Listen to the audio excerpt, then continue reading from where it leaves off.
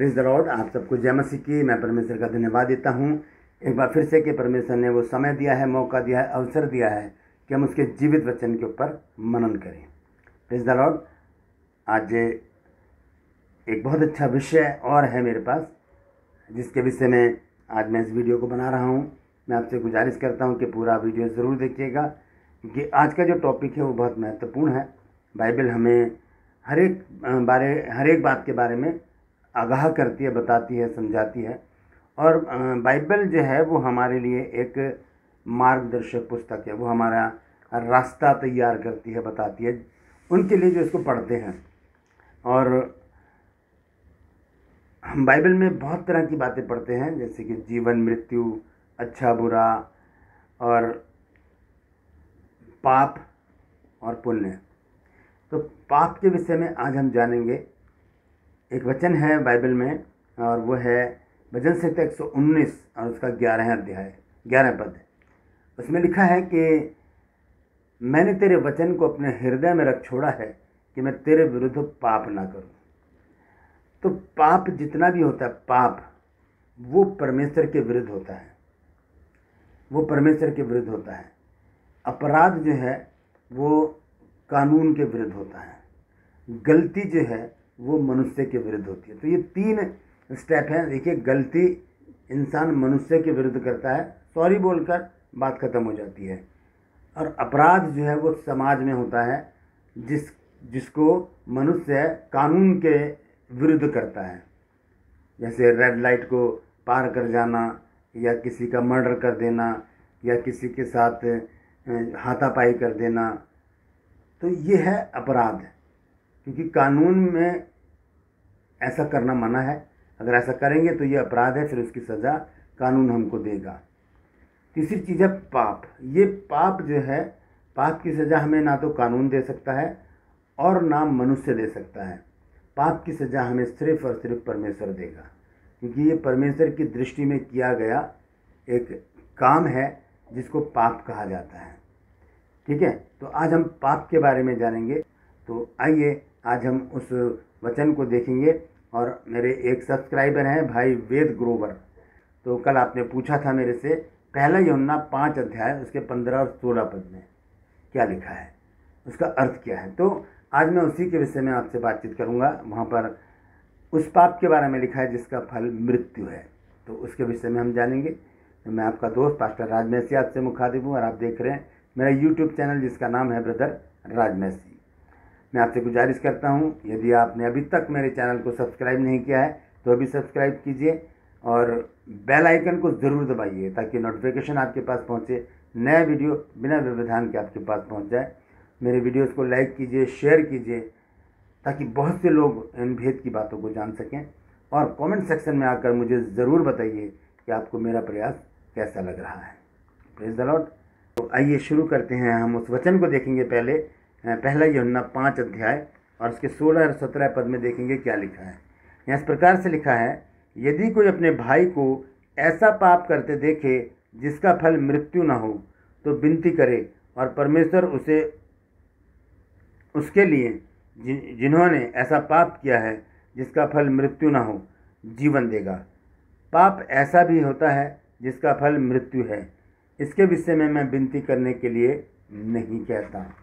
ऐसा पाप है जिसका फल मृत्यु है, और वहाँ पर यूहन्ना कहता है कि इसके विषय में मैं विनती करने के लिए नहीं कहता, क्योंकि परमेश्वर सुनेगा ही नहीं, परमेश्वर सुनेगा ही नहीं। तो आज हम इस बारे में जानेंगे कि वो कौन सा पाप है। तो हम सबसे पहले देखते हैं कि पाप 2 प्रकार के होते हैं। एक ये वाले नहीं जो मैंने भी पढ़ा है, पहला यूहन्ना 5 की 16-17, ये नहीं।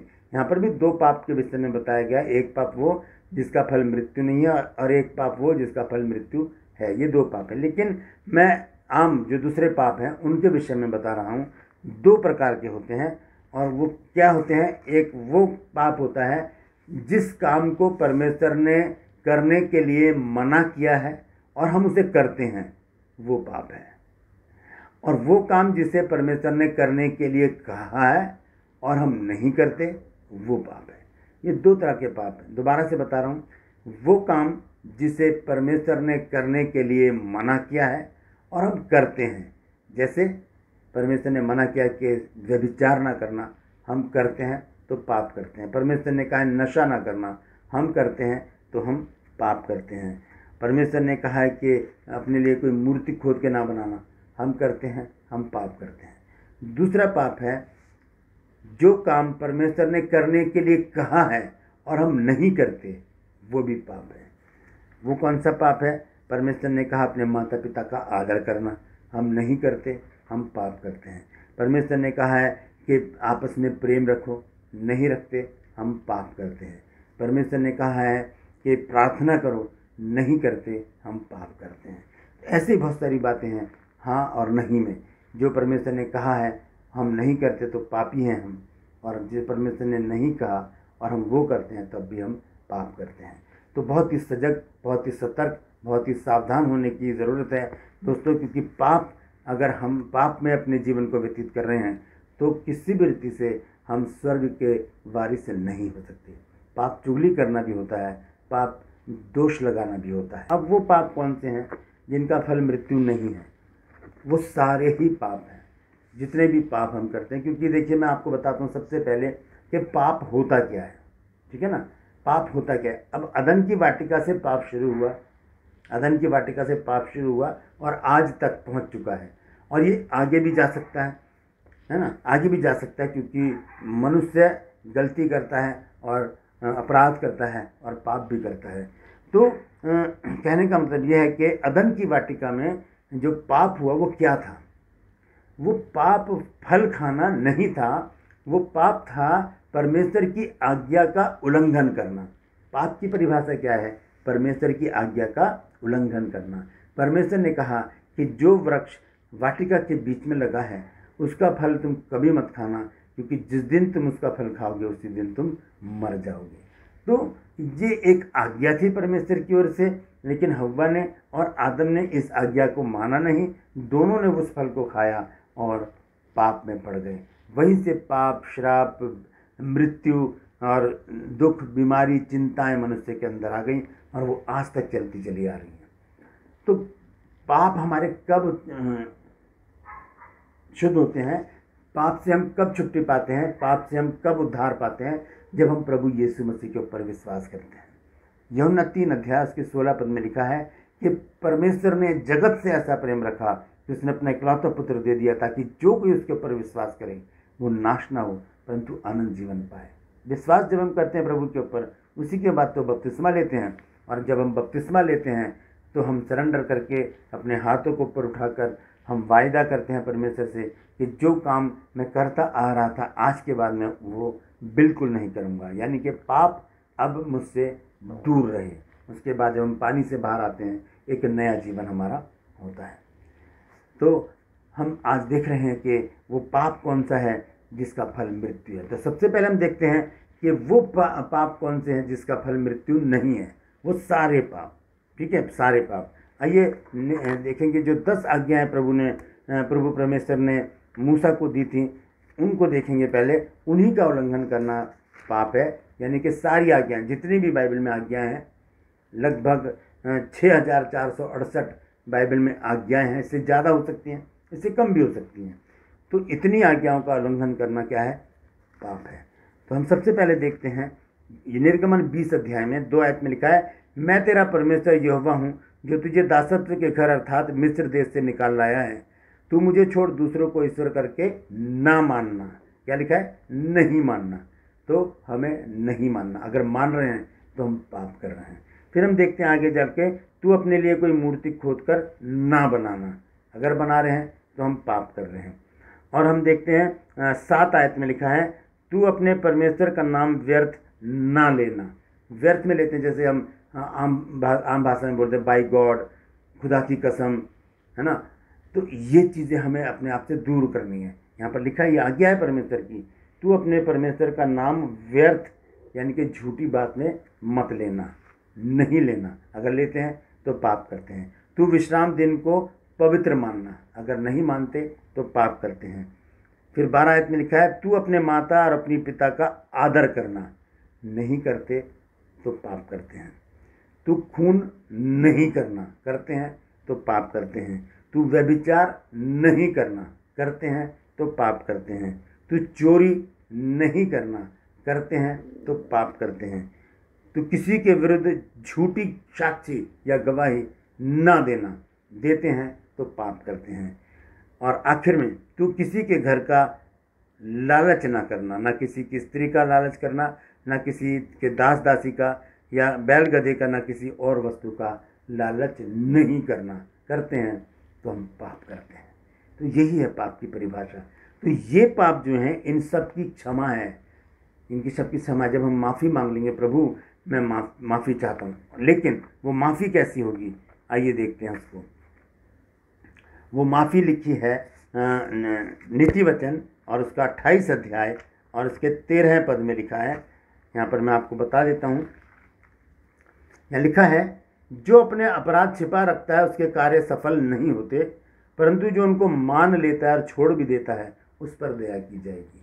जो मान लेता है, देखिए हमें पता चल गया कि हमने गुनाह किया है, हम प्रभु के पास आए और हम घुटने के बल बैठकर हम प्रार्थना करें, प्रभु मुझसे बहुत बड़ी गलती हो गई, मुझसे गुनाह हो गया, मुझसे पाप हो गया, प्रभु तू मुझे माफ़ कर।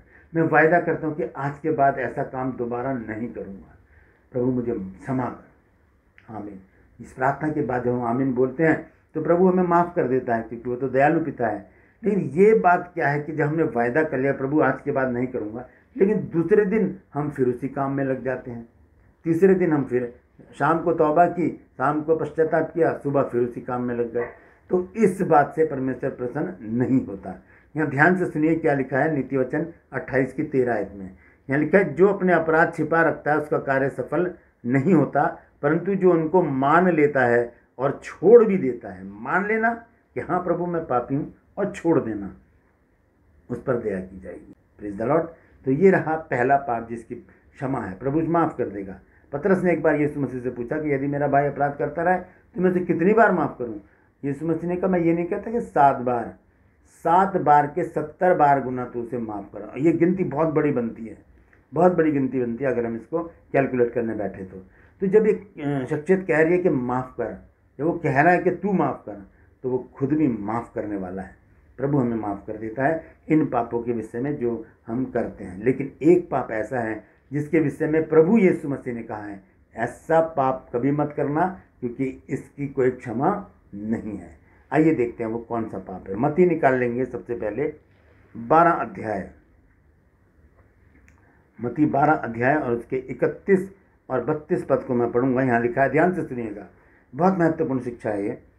इसलिए मैं तुमसे कहता हूँ, प्रभु यीशु मसीह कह रहे हैं, इसलिए मैं तुमसे कहता हूँ कि मनुष्य के सब प्रकार का पाप और निंदा क्षमा की जाएगी, पर आत्मा की निंदा क्षमा ना की जाएगी।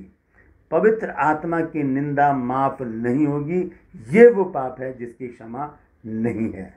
इसका फल मृत्यु है जब हम पवित्र आत्मा की निंदा करेंगे तब। और आगे लिखा है, जो कोई मनुष्य के पुत्र के विरोध में कोई बात कहेगा उसका यह अपराध क्षमा किया जाएगा, परंतु जो कोई पवित्र आत्मा के विरोध में कुछ कहेगा उसका अपराध ना तो इस लोक में और ना परलोक में क्षमा किया जाएगा। कहीं पर भी माफ़ी नहीं है इस पाप की जो हम पवित्र आत्मा के विरुद्ध बोलते हैं, उसके विरुद्ध हम कुछ भी बोल देते हैं। तो हम बहुत से लोगों की हंसी भी उड़ाते हैं जब वो पवित्र आत्मा से परिपूर्ण हो जाते हैं। वो भी क्या है, पवित्र आत्मा की निंदा है। तो ये लिखा है मत्ती 12 की 31 और 32 आयत में। इसी प्रकार से इस बात को मरकुस भी लिखता है 3 अध्याय में और 28 पद में लिखता है कि मैं तुमसे सच कहता हूँ, यीशु मसीह ने कहा है कि मैं तुमसे सच कहता हूँ कि मनुष्यों की संतान के सब पाप और निंदा जो वो करते हैं क्षमा किए जाएंगी, परंतु जो कोई पवित्र आत्मा के विरुद्ध निंदा करे वह कभी भी क्षमा ना किया जाएगा, वरन वह अनंत पाप का अपराधी ठहरेगा। क्योंकि वे ये कहते थे कि उसमें अशुद्ध आत्मा है ना। जब किसी के अंदर पवित्र आत्मा जब उतरता है तो हम कहते हैं यार ये तो दुष्ट आत्मा है इसके अंदर। हम जानते हैं नहीं कि सच्चाई क्या है, फिर भी हम कुछ भी बोल देते हैं, वो पवित्र आत्मा की निंदा है। ठीक है, मरकुस 3 अध्याय की हमने 28 और 29 पद को पढ़ा है। आखिर में हम लूका में भी देखेंगे यही बात लिखी है।